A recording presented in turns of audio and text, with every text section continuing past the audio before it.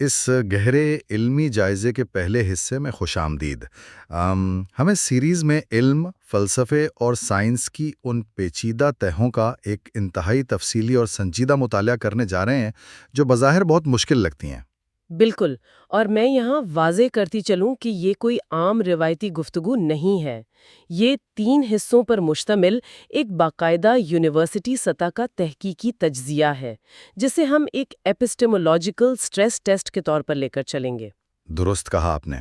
تو آج کا ہمارا بنیادی موضوع 20ویں صدی کے سب سے نمایاں ملحد فلسفی اینٹنی فلیو کی 2007 میں شائع ہونے والی تہلکہ خیز کتاب دیر از اے گاڈ ہے۔ ہاں، یہ کتاب واقعی اکیڈمیا کے لیے ایک بہت بڑا دھچکا تھی۔ میرا مطلب ہے، فلو وہ شخص تھے جنہوں نے نصف صدی تک علمی دنیا میں الحاد کی پرزور وکالت کی، اور پھر اچانک اپنی زندگی کے آخری حصے میں وہ ایک ایسی کتاب لے آئے جس میں خالق کے وجود کا اقرار کیا گیا تھا۔ یہی وہ کایا پلٹ ہے جس پر میں بات کرنا چاہتا ہوں۔ جب ایک شخص اپنی پوری زندگی ایک مخصوص فلسفے پر گزار دے تو اس کی آخری عمر کی اس تبدیلی کو ہم اکیڈمک سطح پر کس طرح دیکھیں؟ یہ دراصل ایک بہت ہی بنیادی اور اہم سوال ہے۔ دیکھیں، جب یہ کتاب مارکیٹ میں آئی تو اسے ایک بہت بڑی نظریاتی فتح کے طور پر پیش کیا گیا، لیکن اگر ہم اس کتاب کا خالص تجزیاتی فلسفے کے طور پر مطالعہ کریں تو یہ ایک بہت بڑی علمی غلطی ہوگی۔ کیونکہ اس کتاب کے پس پردہ حقائق کچھ اور ہی کہانی سناتے ہیں۔ میں نے پڑھا ہے کہ 2007 میں دی نیو یارک ٹائمز میگزین میں مارک اوپن ہائمر کی ایک انتہائی تفصیلی تفتیشی رپورٹ شائع ہوئی تھی جس نے پوری اکیڈمک دنیا کو ہلا کر رکھ دیا تھا۔ بالکل، اور اس رپورٹ کا سب سے بڑا انکشاف یہ تھا کہ یہ کتاب بنیادی طور پر اینٹنی فلو نے خود لکھی ہی نہیں تھی۔ اس کے پیچھے رائے ابراہم ورگیز اور باب ہوسٹٹلر نامی 2 عیسائی مبلغین کا ہاتھ تھا جو معذرت خواہانہ الہیات یا اپولوجیٹکس کے ماہر مانے جاتے ہیں۔ یعنی وہ کتاب جس کے سرورق پر اینٹنی فلیو کا نام ایک بہت بڑے فلسفی کے طور پر درج تھا، وہ دراصل کسی اور کے خیالات کا مجموعہ تھی۔ اوپن ہائمر کی رپورٹ یہ بھی بتاتی ہے کہ اس وقت فلیو کی عمر 80 سال سے تجاوز کر چکی تھی اور وہ یادداشت کی شدید کمی کا شکار تھے۔ ہاں، وہ نامنل افیزیا نامی ذہنی کیفیت کا شکار تھے۔ یہ ایک ایسی بیماری ہے جس میں انسان چیزوں اور تصورات کے نام بھول جاتا ہے، یہاں تک کہ جب صحافیوں نے انٹرویوز کے دوران ان سے ان کی اپنی ہی کتاب میں درج سائنسی نظریات کے بارے میں سوالات کیے تو وہ انہیں یاد رکھنے سے مکمل طور پر قاصر رہے۔ تو اس کا سیدھا سا مطلب یہ ہوا کہ وہ ان سوالات کے جوابات کے لیے بار بار اپنے شریک مصنفین کی طرف دیکھتے تھے۔ اس لیے اس علمی نشست میں آگے بڑھنے سے پہلے یہ طے کرنا ضروری ہے کہ ہم اس کتاب کو ایک اکیلے فلسفی کی مستند تصنیف نہیں مان سکتے۔ بالکل صحیح۔ اکیڈمیا میں اسے ایک سنتھسائزڈ اپولوجیٹک کنسٹرکٹ، یعنی ایک مرتب کردہ معذرت خواہانہ ڈھانچہ کہا جاتا ہے۔ ہم اس کتاب میں موجود دلائل کا جائزہ فلیو کی ذاتی رائے کے طور پر نہیں بلکہ خالصتاً غیر جانبدارانہ اور منطقی تجزیے کے طور پر لیں گے۔ ٹھیک ہے، تو اگر ہم کتاب کے پہلے اور سب سے بڑے استدلال کی طرف آئیں جو کہ حیاتیات اور خاص طور پر ڈی این اے پر مبنی ہے، تو کتاب دعویٰ کرتی ہے کہ ڈی این اے کے اندر موجود پیچیدہ معلومات کسی ذہن شعور کے بغیر وجود میں آ ہی نہیں سکتی۔ اور اس دعوے کو پرکھنے کے لیے ہمیں سب سے پہلے یہ سمجھنا ہوگا کہ ایک لیکچر کے انداز میں اگر ہم دیکھیں تو سائنس میں معلومات یا انفارمیشن کا اصل مطلب کیا ہے۔ کیونکہ عام بول چال میں تو ہم ہر چیز کو معلومات کہہ دیتے ہیں۔ بالکل، لیکن سائنسی سطح پر ایسا نہیں ہے۔ ہمیں انفارمیشن تھیوری کے 2 بنیادی تصورات، یعنی نوی معلومات جسے ہم سائنٹیٹک انفارمیشن کہتے ہیں، اور مانوی معلومات یعنی سیمینٹک انفارمیشن کے درمیان واضح فرق سمجھنا ہوگا۔ میں اس فرق کو تھوڑا سا کھول کر بیان کرتا ہوں تاکہ ہمارے سننے والے اسے آسانی سے سمجھ سکیں۔ جہاں تک نحوی معلومات کا تعلق ہے، اسے سائنس میں شینن انفارمیشن بھی کہا جاتا ہے، جو 1948 میں کلاڈ شینن نے پیش کیا تھا۔ ہاں، اور اس نظریے کا مقصد صرف یہ جانچنا ہے کہ ڈیٹا کا حجم کتنا ہے اور اسے ٹرانسمٹ کرتے وقت غلطیوں کو کیسے کم کیا جائے۔ یعنی اگر ایک بلی کی بورڈ پر چل رہی ہے اور بے ترتیب بٹن دب رہے ہیں تو شینن انفارمیشن کے مطابق اسکرین پر ابھرنے والے حروف ایک بہت پیچیدہ ڈیٹا ہیں، کیونکہ ان کی پیشن گوئی کرنا ناممکن ہے۔ اس میں اس بات کی قطعی کوئی شرط نہیں ہوتی کہ ان حروف کا کوئی مطلب بنتا ہے یا نہیں۔ آپ نے بالکل درست مثال دی۔ شینن کی دنیا میں کوئی اچھائی برائی یا معنی نہیں ہوتا۔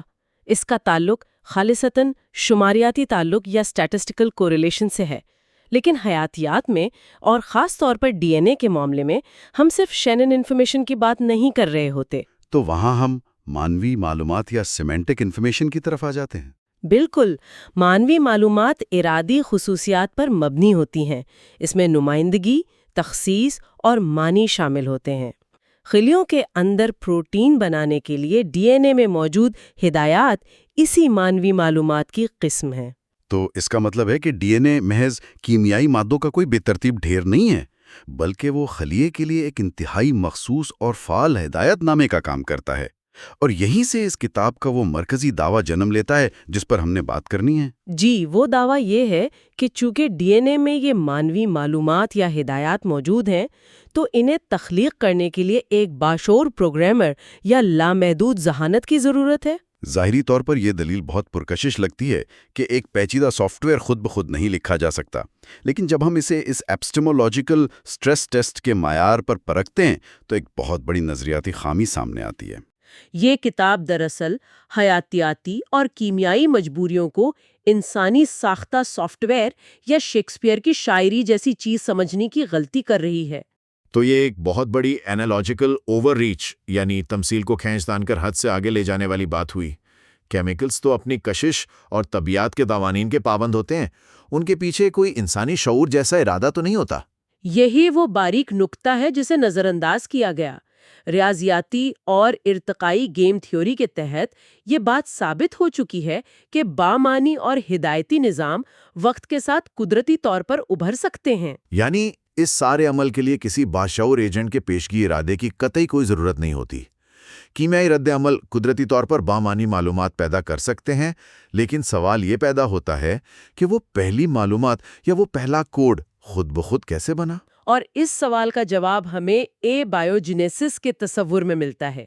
بائیوجینیسس یعنی وہ عمل جس کے ذریعے غیر زندہ کیمیائی مادوں سے زندگی کے فعال وجود میں آنے کا آغاز ہوتا ہے۔ بالکل درست۔ فلو کی کتاب کا استدلال تھا کہ یہ عمل قدرتی طور پر ناممکن ہے۔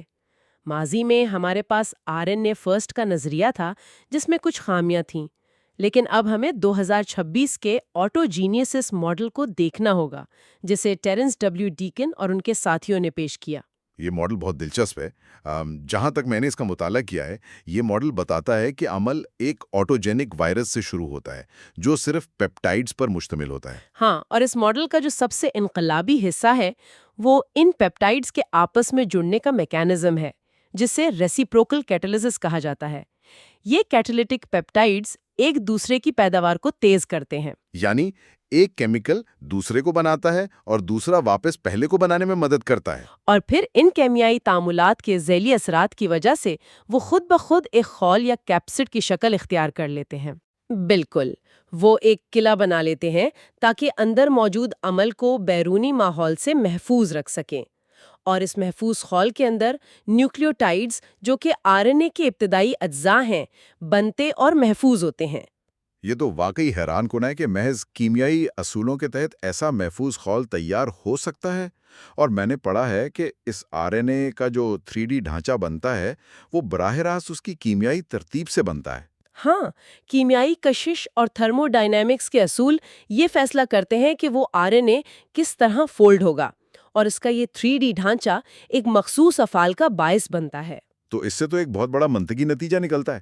ہم نے جو شروع میں بات کی تھی کہ فلو کی کتاب کے مطابق ڈی این اے کی معلومات کے لیے کسی باشعور ذہن کا ہونا ضروری ہے، وہ دعویٰ تو اس آٹوجینیسس ماڈل سے مکمل طور پر باطل ہو جاتا ہے۔ 100% درست۔ یہ ماڈل ہمیں واضح طور پر دکھاتا ہے کہ معلومات اور ان کی ساخت کا یہ تعلق خالصتاً تھرمو ڈائنامکس اور کیمیائی کشش کے ذریعے قدرتی طور پر ابھر سکتا ہے۔ معلومات کی پیدائش کے لیے کسی بیرونی ذہن ایجنٹ کی ضرورت نہیں ہے۔ تو اس طرح فلو کا جو گاڈ آف دی گیپس یا خلا کو خدا سے بھرنے کا نظریہ تھا وہ سائنسی اور منطقی طور پر دم توڑ جاتا ہے۔ یہ ثابت ہو گیا کہ کیمسٹری خود اپنی زبان اور پیچیدگی وضع کرنے کی صلاحیت رکھتی ہے۔ میں اس بات سے مکمل اتفاق کرتی ہوں۔ یہ جدید سائنس کی ایک بہت بڑی کامیابی ہے جو ہمیں سمجھاتی ہے کہ کسی نظام کی پیچیدگی کو لازمی طور پر کسی ارادے سے منسوب کرنا ضروری نہیں ہے۔ اور اس سنجیدہ اور فکر انگیز بحث کے ساتھ ہی ہم اپنی اس تعلیمی نشست کے پہلے حصے کے اختتام پر پہنچتے ہیں۔ ہم اپنے تمام سننے والوں سے گزارش کریں گے کہ وہ اس لیکچر سیریز کے دوسرے حصے کے لیے تیار رہیں۔ بالکل۔ اگلی حصے میں ہم کائنات کے آغاز اور فائن ٹیوننگ کے حوالے سے فلو کے دلائل کا کڑا سائنسی تجزیہ کریں گے، جس میں خاص طور پر 2025 کے ڈیزی ڈیٹا کے انکشافات پر بھی تفصیلی بات ہوگی۔ اور اختتام پر سامعین کے لیے ہم ایک گہرا علمی سوال چھوڑے جا رہے ہیں۔ اگر زندگی کی انتہائی پیچیدہ معلومات کسی لامحدود ذہن کے بجائے محض کیمیائی اصولوں اور تھرموڈائنامکس کے تحت خود بخود منظم ہو سکتی ہیں، تو اس سے کائنات کے نام نہاد مقصد یا ٹیلیولوجی کے بارے میں ہمارے صدیوں پرانے نظریات پر کیا اثر پڑتا ہے؟ کیا ہم واقعی انسان ہونے کے ناطے پیچیدگی کو ارادے کے ساتھ الجھانے کی ایک بہت بڑی تاریخی غلطی کر رہے ہیں؟ یہ وہ سوال ہے جس پر گہرائی سے سوچنے کی ضرورت ہے۔ یہ ایک ایسا سوال ہے جو یقیناً سوچ کے نئے دروا کرے گا۔ اگلے حصے تک کے لیے اس سوال پر غور کیجیے گا۔ بہت شکریہ۔ اس تفصیلی اور علمی تجزیے کے دوسرے حصے میں خوش آمدید۔ پچھلی گفتگو میں اینٹنی فلیو کی مشہور کتاب دیر از اے گاڈ کے حیاتیاتی دلائل کا بڑی باریک بینی سے جائزہ لیا گیا تھا۔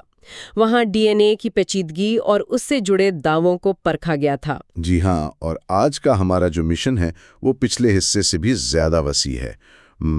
آج ہم فلیو کے کائناتی دلائل، جنہیں کاسمولوجیکل آرگیومنٹس کہا جاتا ہے، ان کا ایک انتہائی سخت علمی اور منطقی امتحان لینے جا رہے ہیں۔ بالکل، اور یہ ایک خالصتاً غیر جانبدار تعلیمی اور تحقیقی جائزہ ہے، جس میں ہمارا مقصد کسی نظریے کی تائید نہیں بلکہ شواہد کو جدید سائنس کی کسوٹی پر پرکھنا ہے۔ درست۔ تو اس سے پہلے کہ فلیو کے دلائل کی گہرائی میں جایا جائے، طبیعیات کے ایک انتہائی بنیادی تصور کو واضح کرنا بہت ضروری ہے، یعنی کائناتی فائن ٹیوننگ۔ اچھا، یہ فائن ٹیوننگ یا کائناتی ہواہنگی کا تصور سننے میں بہت پراسرار لگتا ہے۔ اسے سمجھنے کے لیے فرض کیا جا سکتا ہے کہ کائنات کے کنٹرول روم میں ایک بہت بڑا آڈیو مکسنگ بورڈ رکھا ہے، جس پر بے شمار چھوٹے چھوٹے ڈائلز موجود ہیں۔ یہ ایک بہت مناسب مثال ہے۔ طبیعیات کی زبان میں ان ڈائلز کو ڈائمنشن لیس فزیکل کانسٹنٹس کہا جاتا ہے۔ یہ وہ بنیادی اور غیر متغیر پیمانے ہیں جو پوری کائنات کے طبیعی قوانین کو چلاتے ہیں۔ مطلب جیسے الیکٹران اور پروٹون کی کمیت کا آپس کا تناسب؟ جی بالکل۔ اگر اس ایک چھوٹے سے ڈائل کو ذرا سا بھی ہلا دیا جائے تو ایٹم آپس میں جڑ ہی نہیں سکیں گے، اور ظاہر ہے جب ایٹم نہیں ہوں گے تو کوئی ستارے یا گہکشائیں وجود میں نہیں آئیں گی، اور زندگی کا تو سوال ہی پیدا نہیں ہوتا۔ اور اسی مکسنگ بورڈ پر ایک اور ڈائل بھی ہے جس پر سب سے زیادہ بحث ہوتی ہے، جسے کاسمولوجیکل کانسٹنٹ کہا جاتا ہے۔ کاسمولوجیکل کانسٹنٹ بنیادی طور پر خلا کی وہ توانائی ہے جسے ویکیوم انرجی بھی کہتے ہیں۔ یہ توانائی کائنات کے پھیلاؤ کی رفتار کو متعین کرتی ہے۔ یہ پیمانہ زندگی کے وجود کے لیے انتہائی غیر معمولی حد تک حساس مانا جاتا ہے۔ یعنی اگر یہ خلا کی توانائی ذرا سی زیادہ ہوتی تو کائنات اتنی تیزی سے پھیلتی کہ مادے کو اکٹھا ہو کر ستارے بنانے کا موقع ہی نہ ملتا، اور اگر ذرا سی کم ہوتی تو کائنات فوراً ہی واپس سکڑ کر تباہ ہو جاتی۔ بالکل ایسا ہی ہے، اور یہی وہ مقام ہے جہاں اینٹنی فلیو کا مقصدی یا ٹیلیولوجیکل استدلال سامنے آتا ہے۔ اپنی کتاب میں وہ اسی کائناتی ہم آہنگی کو بنیاد بناتے ہیں۔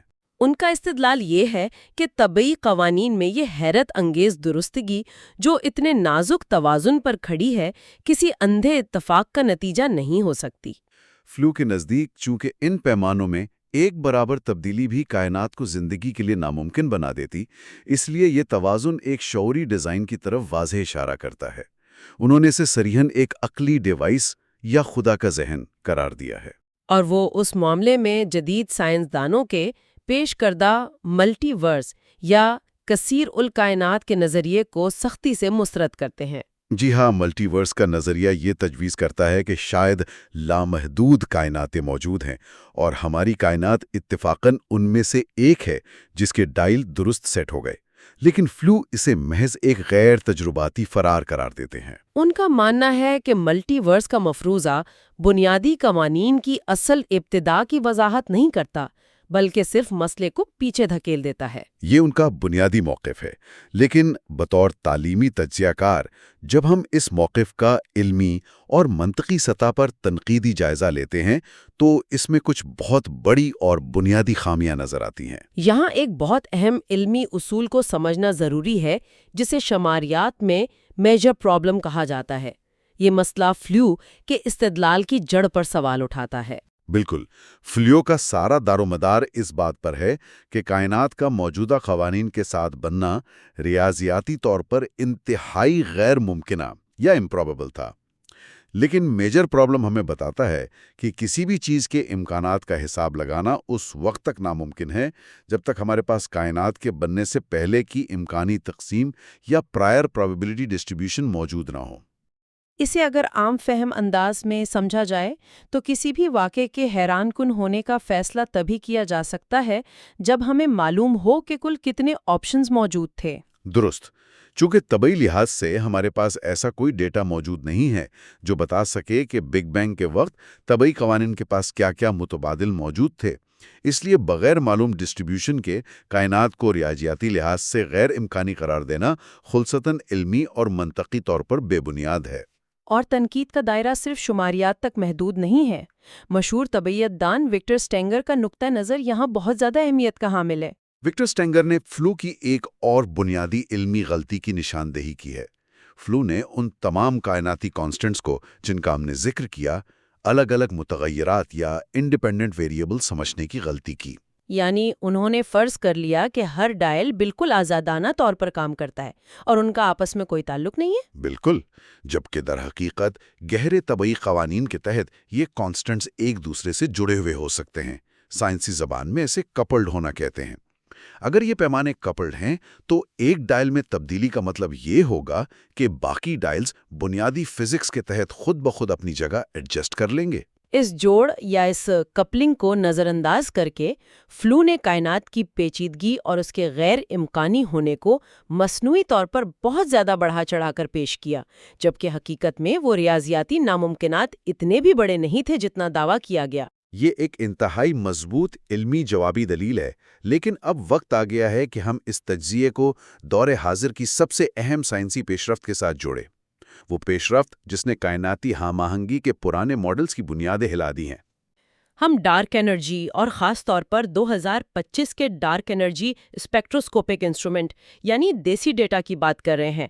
یہ وہ معلومات ہیں جو براہ راست فائن ٹیوننگ کے دلائل پر اثر انداز ہوتی ہیں۔ ڈارک انرجی بنیادی طور پر وہ پراسرار قوت ہے جو کائنات کے پھیلاؤ کو مسلسل تیز تر کر رہی ہے۔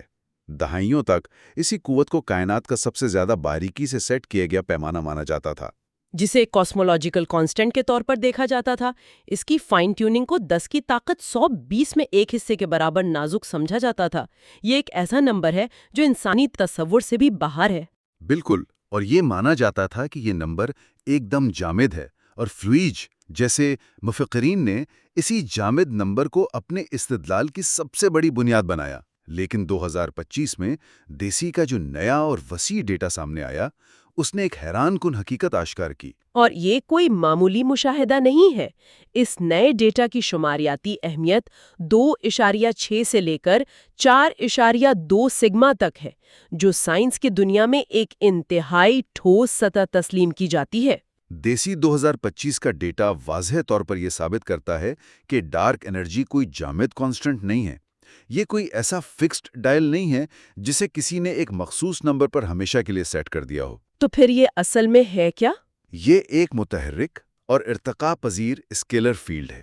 جدید طبیعت میں اسے اب کونٹیسنس کا نام دیا گیا ہے، یعنی اس میں وقت کے ساتھ ساتھ باقاعدہ تبدیلی آ رہی ہے۔ ڈیٹا بتاتا ہے کہ یہ فیلڈ ایک خاص عمل سے گزر رہی ہے جسے فینٹم کراسنگ کہا جاتا ہے۔ یہ دریافت تو فائن ٹیوننگ کی پوری بحث کا رخ ہی موڑ دیتی ہے۔ اگر ڈارک انرجی جسے سب سے نازک کانسٹنٹ سمجھا جاتا تھا وہ سرے سے کانسٹنٹ ہے ہی نہیں اور متحرک طور پر بدل رہی ہے تو پھر اس حتمی رد اور جوابی دلیل کے نتائج کیا نکلتے ہیں؟ اس کا سیدھا سا نتیجہ یہ نکلتا ہے کہ دیسی 2025 کے اس نئے ڈیٹا نے فلو کے کائناتی ڈیزائن والے استدلال کے سب سے بڑے تجرباتی استون کو مکمل طور پر گرا دیا ہے۔ فلو کی عمارت اس بات پر کھڑی تھی کہ کائنات ایک انتہائی حساس اور جامد ڈائل کے ذریعے کنٹرول ہو رہی ہے۔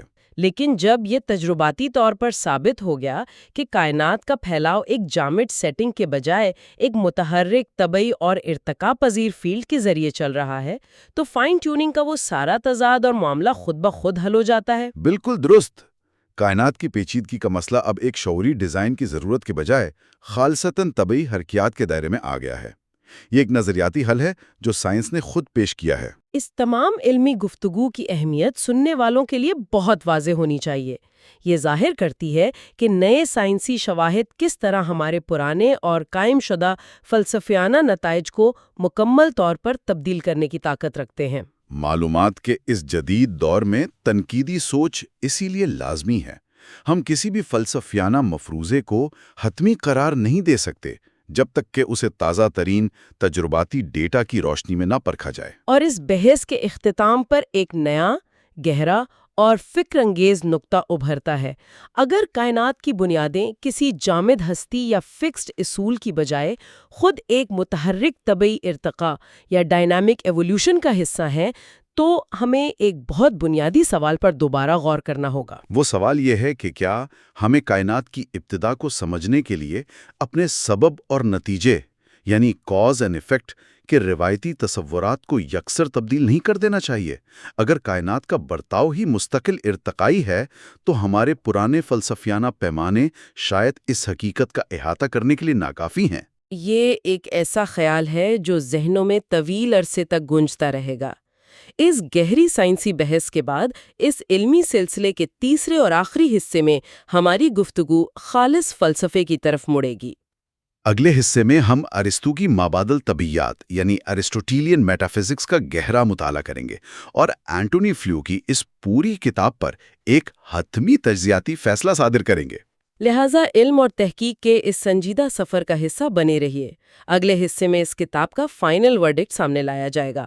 تب تک کے لیے اس نئے سائنسی تناظر پر غور کرتے رہیے۔ اس گہرے مطالعے اور اس تعلیمی نشست کے تیسرے اور آخری حصے میں خوش آمدید۔ جی، اور یہ ہماری اس طویل سیریز کا گرینڈ فینالے ہے۔ بالکل۔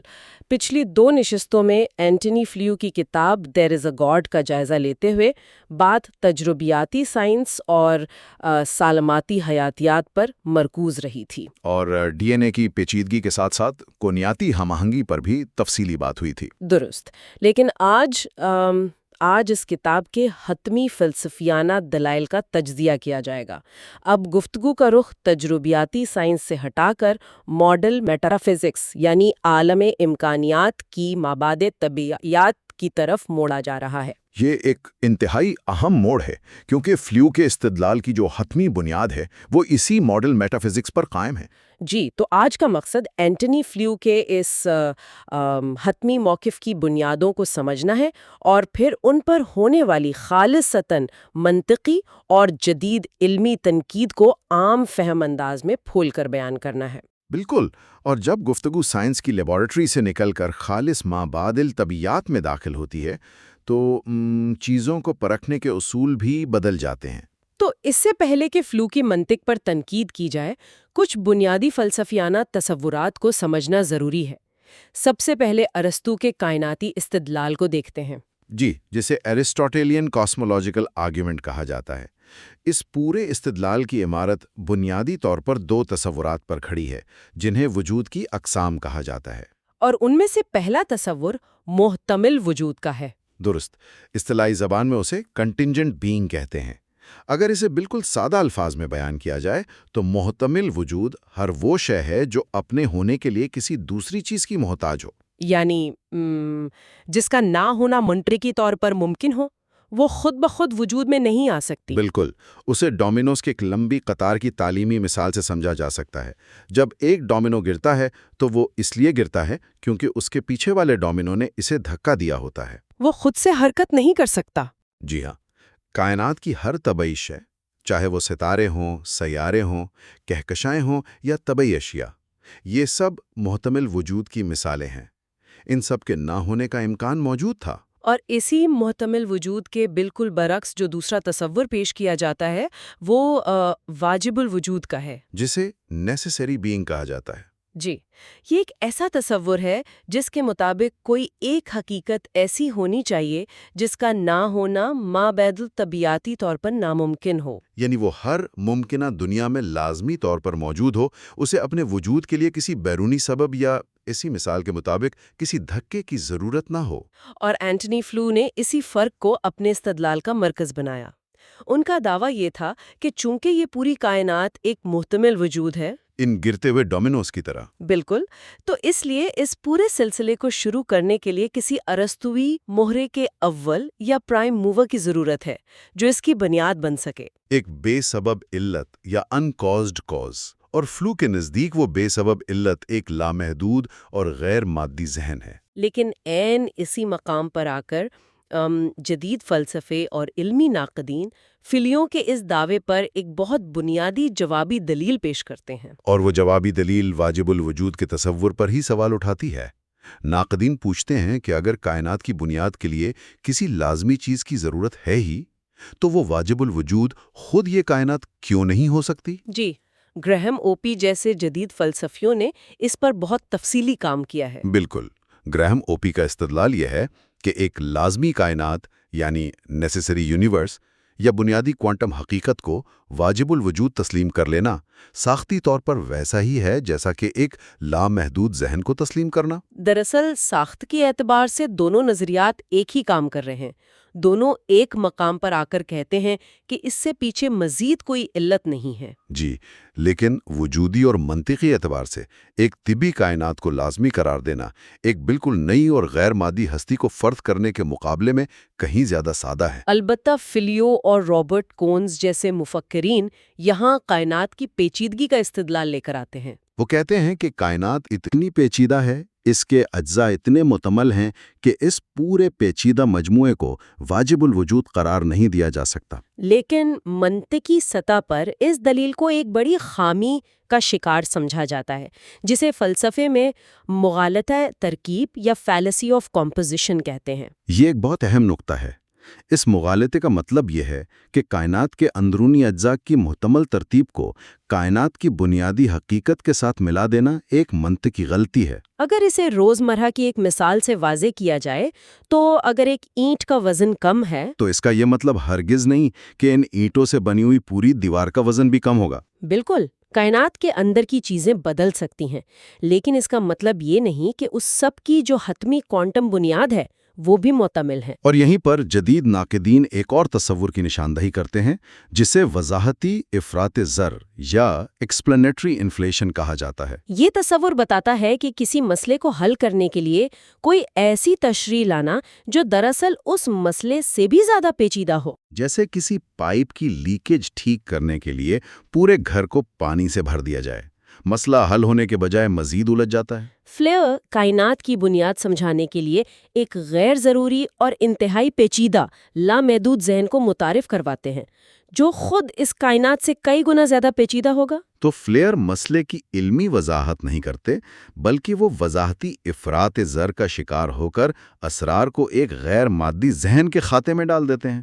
اس بحث کو علمی طور پر مزید گہرائی میں لے جانے کے لیے ایمانوئل کانٹ کی بیان کردہ علمی حدود یعنی کینٹین لیمٹس کو سمجھنا بہت ضروری ہے۔ کانٹ نے یہ اصول وضع کیا تھا کہ انسانی دماغ اور فہم صرف عالم مظاہر یا فینومنل ریئلم تک محدود ہے، یعنی وہ دنیا جو زمان اور مکان کے اندر موجود ہے جہاں انسانی تجربے کی حدود لاگو ہوتی ہیں۔ جی، اور کانٹ کے نزدیک سببیت یا کوزیلٹی یعنی علت اور معلول کا قانون صرف اسی عالم مظاہر کے اندر معنی رکھتا ہے، زمان و مکان کے اندر۔ اور جب اس مقامی انسانی سببیت کے اصول کو زمان و مکان سے باہر یعنی عالم ذات یا نومنل ریلم پر لاگو کرنے کی کوشش کی جاتی ہے تو کانٹ اسے ایک فریب قرار دیتے ہیں جسے ماورائی سراب یا ٹرانسینڈنٹل ایلیوژن کہا جاتا ہے۔ اگر اسے ایک عام فہم تعلیمی مثال سے سمجھا جائے تو یہ ایسا ہی ہے جیسے کوئی ٹریفک پولیس والا کسی سڑک کے بغیر یعنی خلا میں ٹریفک قوانین لاگو کرنے کی کوشش کرے۔ بہت عمدہ مثال ہے۔ ٹریفک کے اصول تو صرف سڑک پر کام کرتے ہیں۔ اسی طرح ناقدین کہتے ہیں کہ فلیو کا استدلال سبب اور علت کے قانون کو جو صرف کائنات کے اندر کام کرتا ہے زبردستی کائنات سے باہر لاگو کرنے کی کوشش کرتا ہے۔ اور یہ کانٹ کے نزدیک انسانی فہم کی بنیادی حد کو عبور کرنا ہے۔ اسی طریقے کار کو مزید پرکھنے کے لیے ایک اور بہت کلاسک سائنسی اصول موجود ہے جسے اوکم کا اسرا یا اوکمز ریزر کہا جاتا ہے، جسے وجودی کفایت یا آنٹولوجیکل پارسیمنی بھی کہتے ہیں۔ یہ اصول کہتا ہے کہ کسی بھی شے کی تشریح کے لیے غیر ضروری مفروضات نہیں گھڑنے چاہیے۔ تشریح جتنی سادہ ہو اتنی ہی بہتر ہوتی ہے۔ تو جب اوکھم کے استرے کی روشنی میں ہم فلیو کے ڈیئزم اور مادہ پرست فطرت پسندی کا موازنہ کرتے ہیں تو ہم ناقابل تشریح حقائق کی یکسانیت کی طرف آ جاتے ہیں، جسے سیمیٹری آف بروٹ فیکٹس کہتے ہیں۔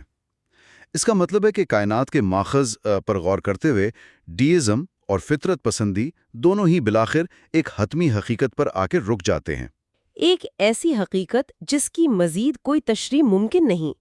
ڈیئزم کے نزدیک وہ حتمی حقیقت ایک لامحدود خدا یا ذہن ہے، اور فطرت پسندی یا نیچرلزم کے نزدیک وہ حتمی حقیقت خود طبی کائنات ہے۔ لیکن ناقدین دلیل دیتے ہیں کہ فطرت پسندی اس لیے برتر ہے کیونکہ یہ اپنے وضاحتی سلسلے کو ایک ایسی طبی کائنات پر ختم کرتی ہے جس کا مشاہدہ اور تصدیق کی جا سکتی ہے۔ بالکل، جبکہ فلیو کا نظریہ ایک بالکل نئی، ناقابل مشاہدہ مابعد الطبیعی قسم ایجاد کر لیتا ہے، جسے تعلیمی حلقوں میں بعض اوقات تنقیدی طور پر وجودی سرقہ یا میٹا فزیکل پلیجرزم کے نام سے بھی پکارا جاتا ہے۔ کائنات کی خصوصیات کو چرا کر ایک غیبی ذہن سے منسوب کر دیا جاتا ہے۔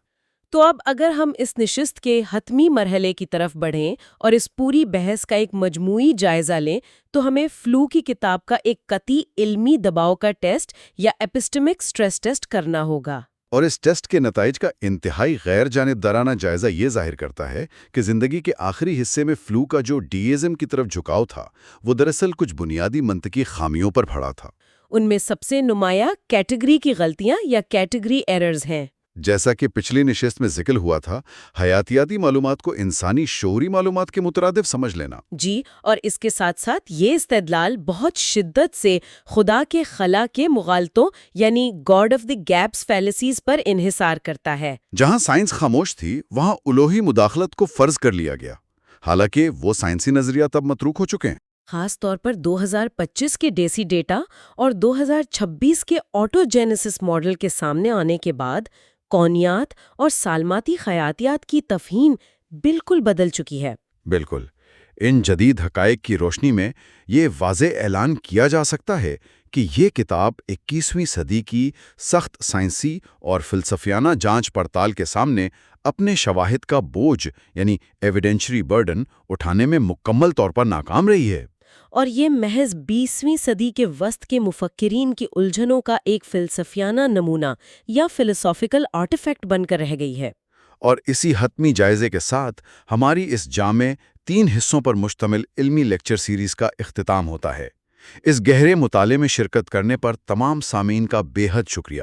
اس پلیٹ فارم کے بنیادی نقطۂ نظر کو یاد دلانا یہاں بہت ضروری ہے۔ مذہبی اور فلسفیانہ نظریات کتنے ہی مقبول کیوں نہ ہوں، انہیں ہمیشہ عقل، ٹھوس شواہد اور علمی صراحت کی کسوٹی پر پرکھا جانا چاہیے۔ کیونکہ علم کا سفر حقائق کی غیر جانبدارانہ تلاش کا نام ہے۔